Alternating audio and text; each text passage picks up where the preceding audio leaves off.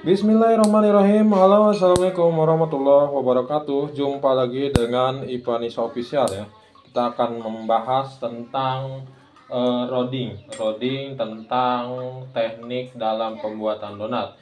Jadi kemarin-kemarin ada request tentang cara gimana sih Kang biar pembulatannya rapi gitu. Nah, kita bikin video terbaru mengenai rodding donat. Jadi ini adonan setelah diuleni ya, diuleni kita tidak ada proses resting untuk propping. Jadi proppingnya itu ngembangnya itu setelah di rodding di sini. Jadi nanti ada stepnya 30 menit dicetak dalam cetakan terus dibolongin gitu. Jadi nggak ada resting propping di awal di setelah diuleni. Jadi setelah diuleni kita langsung di rodding gitu. Ini kan udah diuleni kalis langsung di rodding, nggak di propping dulu. Jadi untuk jeda supaya pengembangannya itu ada di setelah rodding di sini. Jadi ini pas rodding ini dibiarkan 30 menit baru dicetak ke sini, maksudnya dirapikan, baru nanti dibolongin gitu. Nah, terus gimana sih caranya biar rapi ala Ipanisa? Jadi kemarin juga ada, nggak rapi-rapi gimana? Caranya begini. Ya, diambil pada bagian pola yang halusnya, ditarik gitu.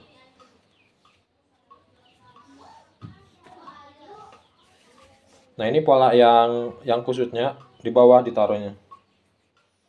Jadi nanti dia seiring ngembang itu rapi sendiri. Ini kenapa nggak langsung kasih alas? Jadi ini karena kan ada mau jeda pengembangan dulu. Nanti nih step keduanya baru dikasih alas. Nah, kita loading dulu. Jadi ini teknik ala Ipanisa yang sering kesehariannya dipakai. Nah, tuh dia kan halus ya. Halus. Nah, gitu. Terus jangan lupa ini dikasih alas wajib. Nanti dia kan kalau ngembang itu ada lembab, malah nempel nanti. Polanya malah rusak. Jadi harus dikasih alas terigu. Untuk resepnya, resep takarnya itu sama, masih sama yang pernah kita share di medsos atau di medsos manapun ya. Kita udah share takaran-takarannya. Untuk airnya, jadi di rekan-rekan kursus juga kita udah menjelaskan takaran-takaran bakunya. Nah, ini untuk teknik roddingnya barangkali memang sedikit berbeda.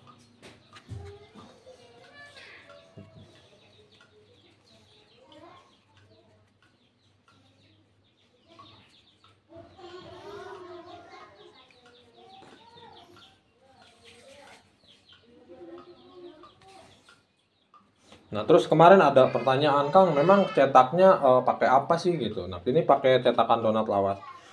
Dimodif ya. Ini cetakan donat lawas yang ini kan ada untuk ke atas nih sama untuk bolongnya biasanya. Nah, cuma kita cabut, diambil pada bagian yang bulatan besarnya aja. Dikasih alas supaya nggak moncrot maksudnya ke sini ke bawah, ke belakang. Nah, gitu. Cara pemakaiannya seperti apa? Contoh ya, seperti ini. Nah, ini yang kita anggap aja ini udah ngembang ya 30 menit ya. Kita cetak di sini.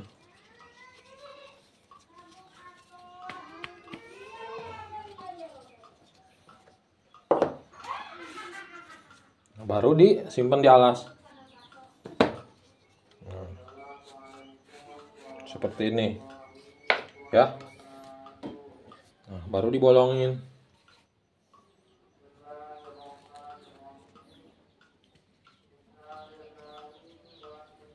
Nah, ini udah bolong begini, maksudnya pakai alas dia ketika nanti kalau ke wajan itu tinggal melempar aja. Jadi resiko nempel di permukaan ini nggak terjadi. Biasanya kan kalau kisut nanti jelek digorengnya. Jadi ngambilnya polanya dikasih alasnya setelah di sini resting 30 menit, dicetak, dikasih bolong, baru di resting lagi sekitar 1 jam, ngembang 2 kali lipat baru goreng. Nah, jadi tekniknya seperti itu. Jadi kemarin ada request, gimana sih Kang cara nyetaknya kok bisa rapi dan juga ngebolonginnya? Ya seperti ini. Jadi kita ngambil resting untuk proppingnya bukan di setelah adonan diuleni. Jadi setelah diuleni kita di rodding. Nah, ini resting di sini untuk ngembanginnya di sini. Di sini 30 menit gitu. Nah, baru setelah 30 menit dicetak pakai cetakan yang tadi. Nah, baru dikasih bolong, resting lagi 1 jam. Jadi proppingnya itu kita tidak melebihi resting ya, atau proppingnya itu restingnya istirahatnya tidak melebihi dari durasi 2 jam. Biasanya kalau apalagi suhunya kita panas, suhu ruangnya itu lebih dari 2 jam itu lebih ke mendekati ada overpropping di akhir gitu. Dikhawatirkan overpropping. Soalnya kalau overpropping kadar manisnya hilang, terus ada sedikit kecut dan lain-lain. Jadi teknik simpelnya seperti ini. Untuk menghindari apa? Untuk menghindari overpropping. Terus kenapa setelah diuleni langsung ke rodding? Nah, ini juga sebenarnya membantu supaya tidak ada terjadi letupan-letupan kecil dalam adonan. Ya, jadi kita roddingnya padat. Istilahnya ngambil rodding padat.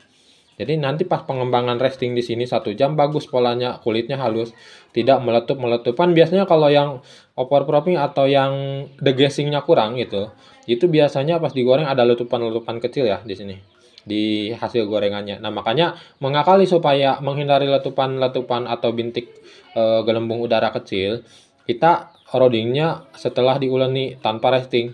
Nah, kemudian degazingnya di cetakan ini.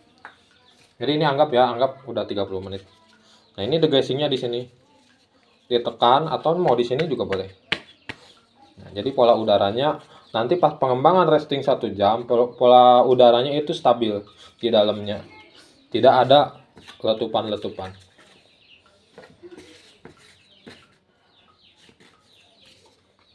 Jadi tekstur kulitnya nanti halus, tidak terjadi penyimpanan udara yang ngacak gitu ya dalam adonan. Jadi ini nanti resting 1 jam, ngembangnya bagus, stabil gitu. Nah, seperti itu gambarannya. Jadi ini kalau pakai alas penting ya. Nah, sekian seperti itu gambarannya ya Kak ya. Untuk tekniknya. Jadi tekniknya restingnya tidak ada di awal. Jadi setelah uleni langsung di rodding. Nah, restingnya pada setelah rodding dan setelah cetak. Jadi 2 langkah resting.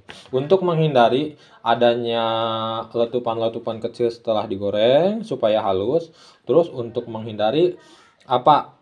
Overpropping di akhir jikalau teman-teman ada yang ngolahnya lambat. Soalnya kalau melebihi dari 2 jam biasanya itu sudah mendekati. Kecuali memang udaranya dingin karena reaksi raginya itu telat. Tapi kalau suhu ruangnya sedikit hangat biasanya reaksi raginya lebih cepat. Makanya proppingnya juga lebih cepat. Jadi menghindarinya itu di bawah durasi resting 2 jam ya.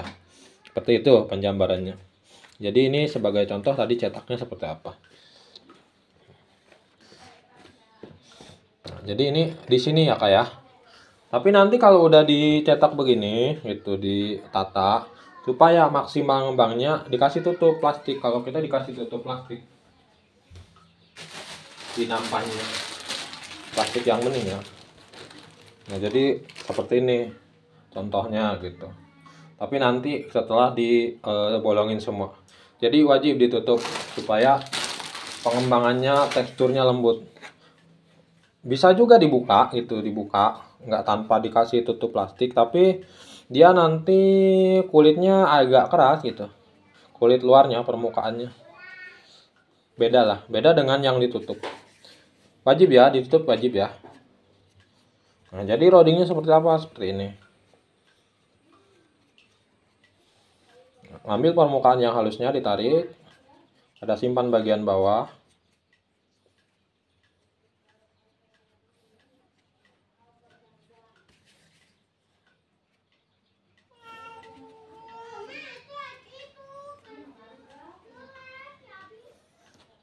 Jadi dicetaknya setelah di resting 30 menit pada posisi rodding.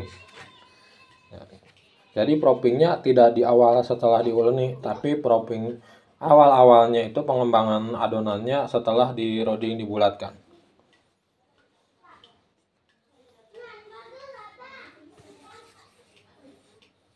Tapi nanti teksturnya bagus, padat gitu. Rongganya padat terus konsisten ya, bagus. Tapi kita tidak menyalahkan juga rodding yang propping setelah diuleni, itu bagus juga tergantung orang. Jadi setiap teknik itu kan punya trik-triknya tersendiri, sesuai orang yang menyampaikannya dan juga sesuai takar bahannya. Jadi semua teknik itu menurut saya benar, semua nggak ada yang salah, asal jangan over propping, itu aja. Mungkin malahan bisa lebih baik yang lain gitu dari teknik saya sendiri. Nah, ini teknik saya yang kesehariannya dipakai seperti ini. Jadi kurang lebihnya gambarannya seperti itu. Terima kasih yang udah nonton. Jadi jangan bosan-bosan selalu nonton terus kontennya Ivanisa Official seputar makanan, ataupun mungkin kedepannya kita akan bedah-bedah juga resep minuman juga kekinian. Jadi untuk tema kali ini masih seputar donat, dan kemarin juga seputar ayam. Terima kasih. Wassalamualaikum warahmatullahi wabarakatuh.